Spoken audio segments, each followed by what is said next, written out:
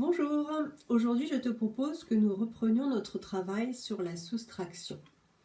Rappelle-toi, cette opération permet de diminuer, ôter, retirer un nombre dans un autre. Nous avons étudié hier la soustraction en colonnes. Nous allons donc continuer ce travail et je te propose aujourd'hui de commencer par une petite situation problème.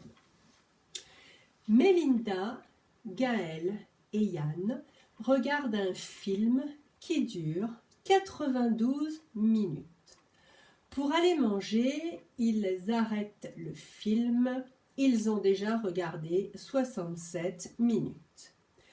Combien de minutes reste-t-il à regarder ? Pour comprendre ce problème, j'ai fait un petit dessin qui va peut-être te permettre de mieux le comprendre. Cette première barre représente le film entier.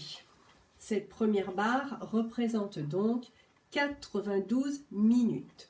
Je te précise que le M et le N, ce sont les abréviations du mot minute. On écrit un M et un N pour aller plus vite.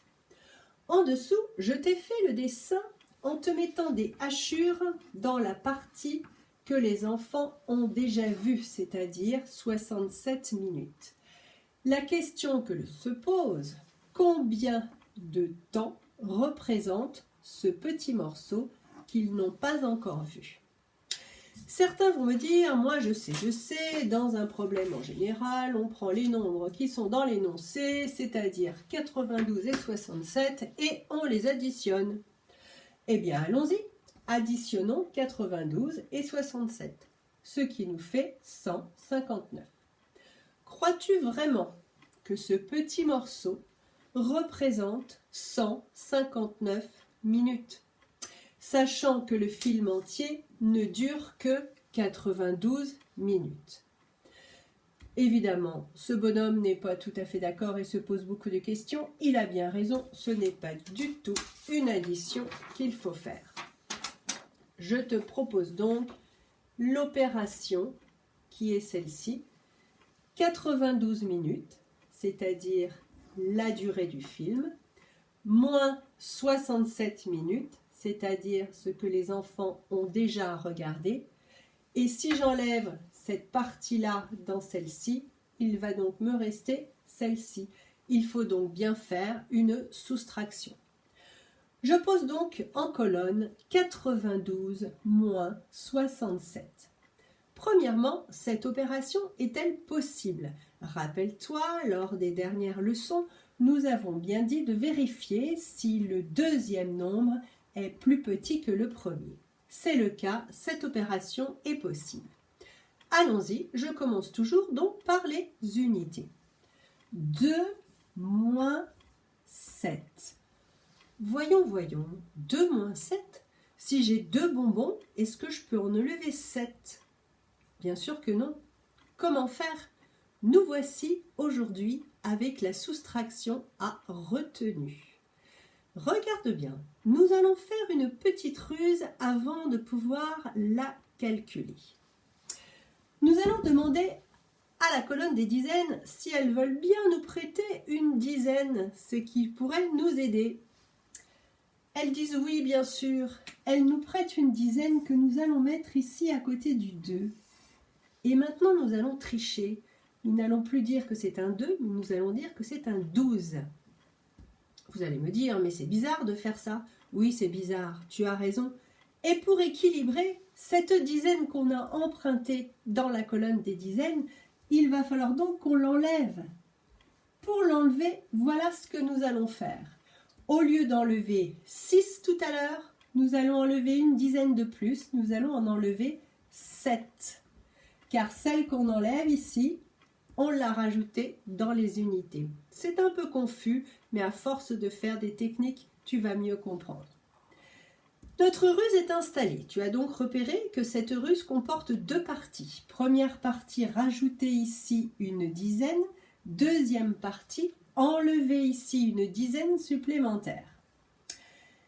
Notre ruse étant installée, je peux donc calculer ma soustraction à retenue. Je vais donc dire maintenant 12 moins 7. Si je n'arrive pas dans ma tête à calculer 12 moins 7, rappelle-toi ce que nous faisons avec nos doigts. Nous partons du plus petit et nous remontons jusqu'au plus grand.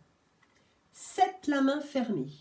8, 9, 10, 11 et 12. J'ai utilisé 5 doigts pour compter de 7 à 12. Comptons maintenant les dizaines. 9 moins 7. Attention, 6 plus 1, ça fait 7 maintenant. 9 moins 7. Je ne vois pas tellement dans ma tête comment faire 9 moins 7, alors toujours la même chose.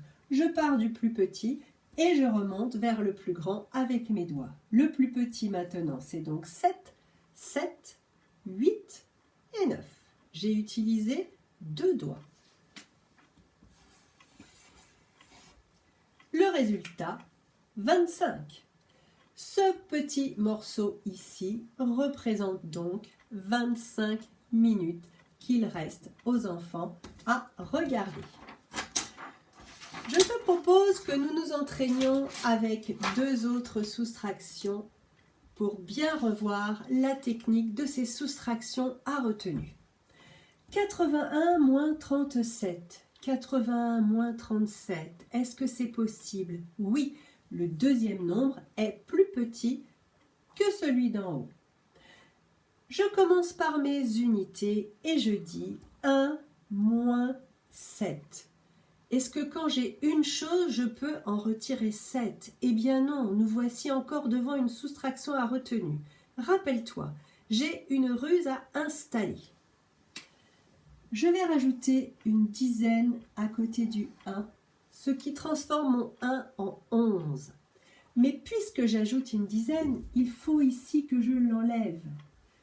Ce ne sera plus donc 3, mais 4. 3 plus 1 égale 4.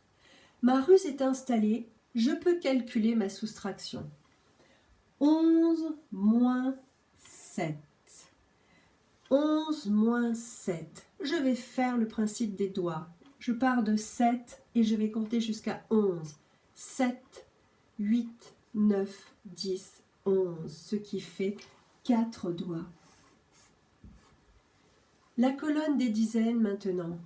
8 moins 4. Rappelle-toi, 3 plus 1 égale 4. 8 moins 4.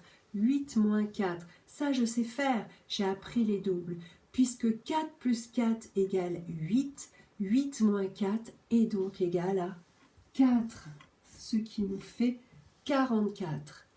Passons à côté. 90 moins 68. 90 moins 68. Oui, bien sûr, c'est possible. Allons-y, on commence par les unités. 0 moins 8. Est-ce que quand j'ai 0 chose, je peux en enlever 8? Eh bien non, toujours pas. Installons la ruse. Je rajoute un 1 à côté du 0, ce qui fait donc 10. N'oublions pas la deuxième partie de la ruse. 1 plus, ce n'est plus ici en bas un 6, mais c'est un 7. Allons-y, je commence par les unités. 10 moins 8, 10 moins 8. Si je peux trouver sans mes doigts, je le fais. Si je ne le peux pas, toujours pareil, je pars du plus petit et je vais vers le plus grand. 8, 9, 10. 9 moins 7. 9 moins 7. Si je ne trouve pas dans ma tête, je pars du plus petit. 7, 8 et 9.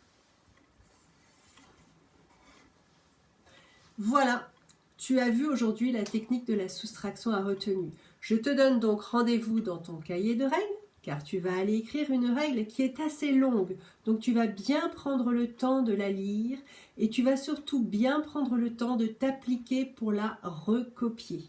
Car elle est longue, tu dois la recopier proprement et sans faire de faute d'orthographe. Après ça, je te donne rendez-vous dans ton cahier de classe car nous allons avoir 3 soustractions à retenue à faire. Je te souhaite bon courage, je compte sur toi et je suis sûre que tu vas y arriver.